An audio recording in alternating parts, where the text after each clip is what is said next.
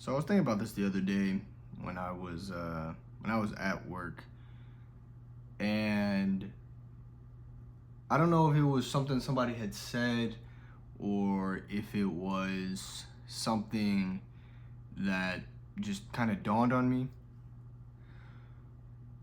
But I was thinking to myself that wisdom doesn't care what age has her, right? In the Bible, wisdom is referred to as a she. And I'm going to continue to use that as like the best, I guess you say, pronoun for wisdom. But I was just thinking about it. It's like age, when it comes to wisdom, wisdom doesn't care what age withholds her.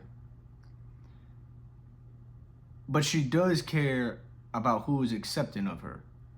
Like if no one, like if someone is, I guess you could say, rebellious, I guess that's a good word, or rejectant of wisdom. Like she doesn't care how old you are, but if you're not willing to accept her, she doesn't want to be with you.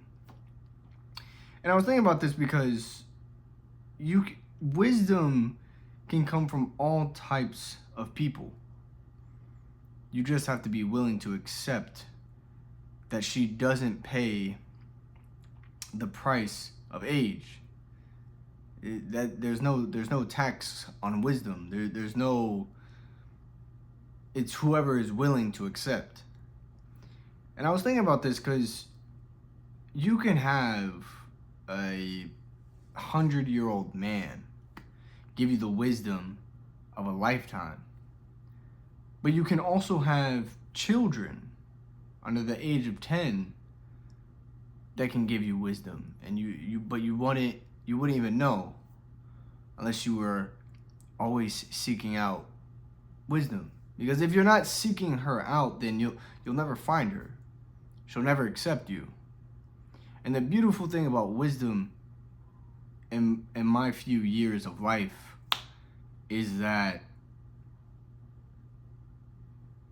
she's protected me. She's made me realize things. I've seen certain things and situations that if I wasn't acceptant of wisdom, I would have fallen into the best word I can describe this is like folly. That's like the best word. Like if I didn't obtain the wisdom that I have, which is very little in the time frame in which I've lived, I truly believe I wouldn't be on the path that I'm on now. And it's interesting because sometimes wisdom, you don't have to experience it to obtain it. Sometimes you can experience wisdom through the pain and suffering and the lessons of others. And I think that's the beautiful part about it is that when you look at wisdom and when you're willing to accept it, sometimes wisdom can save you time. Sometimes wisdom can save you lessons. Sometimes wisdom can save your life. And it's interesting.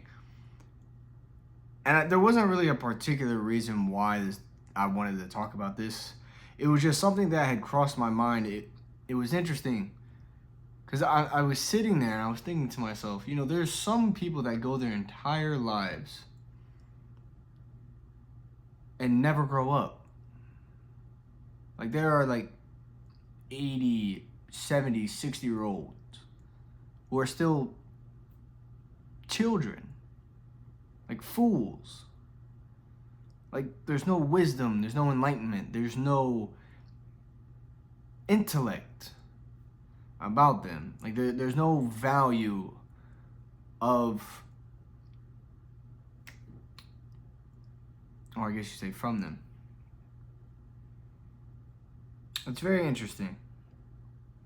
It's very interesting. And then you can have some kids who are just 10 years old, as wise as an 80-year-old man. It's interesting. And sometimes you'll find an 80-year-old man that still is a foolish child that's like 10 years old. It's very interesting. It's almost fascinating in a way how for some they never become accepting of wisdom. It's almost to them like it's a dumb way to live, or it's a foolish concept, I guess you could say. But I don't know. I've always been a sucker for wisdom, even as a kid. And I'm so blessed that now, like, I've started reading my Bible more, because the wisdom that is in that book is everything I've ever wanted, ever looked for. Like, I remember I used to watch Kung Fu Panda as a kid, and it was actually one of my favorite movies, besides like Brother Bear.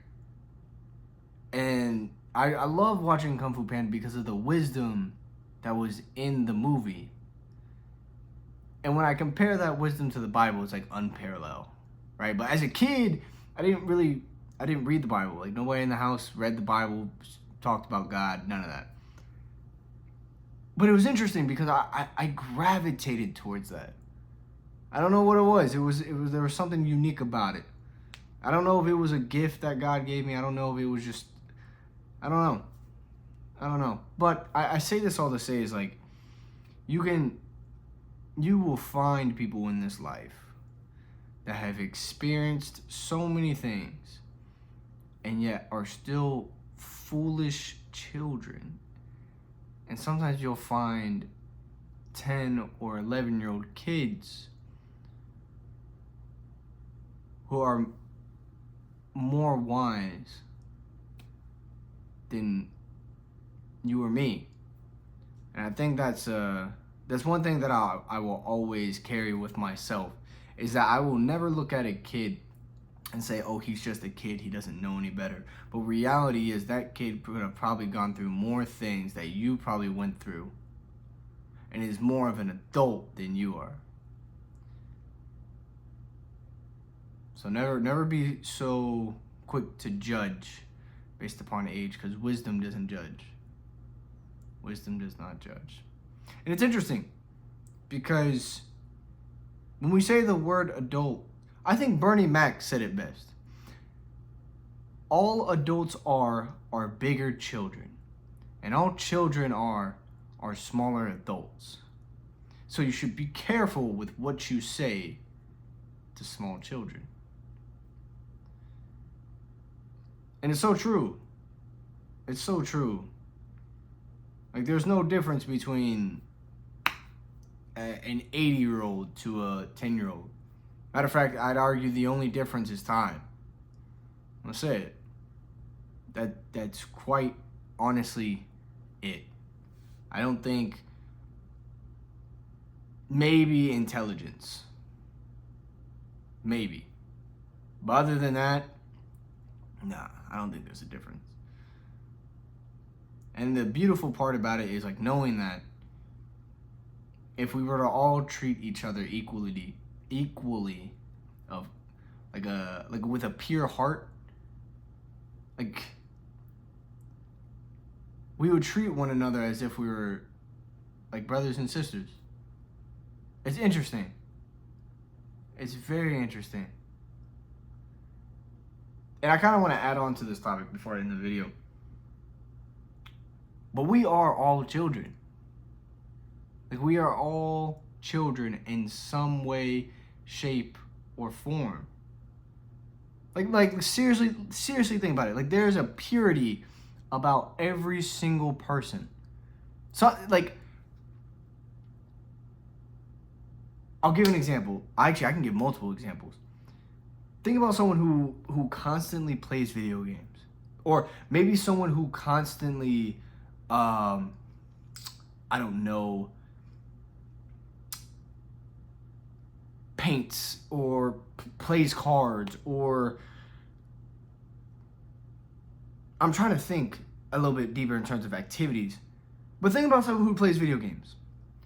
They play video games because it gives them not only this sense of joy, but almost like a fulfillment and purity. Like, it's like you're free. You're free. You're not withheld by all the responsibilities and the antagonizing pains of life. Like, think about it when people are together, when people date. Like, when you date, and I mean like a real date, like when the feelings are like genuine and you know it's there, and you go on that date, it's almost like a sense of purity, like your kids. I can give another example.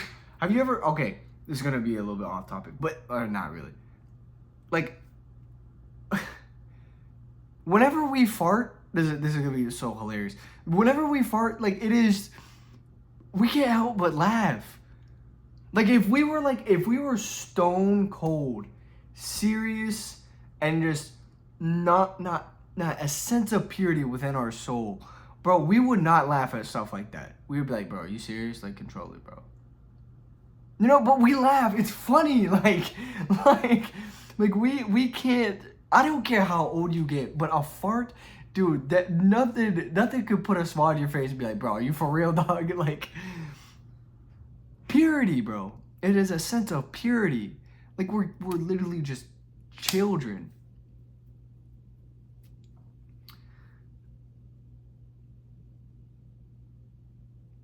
It's beautiful. It truly is beautiful.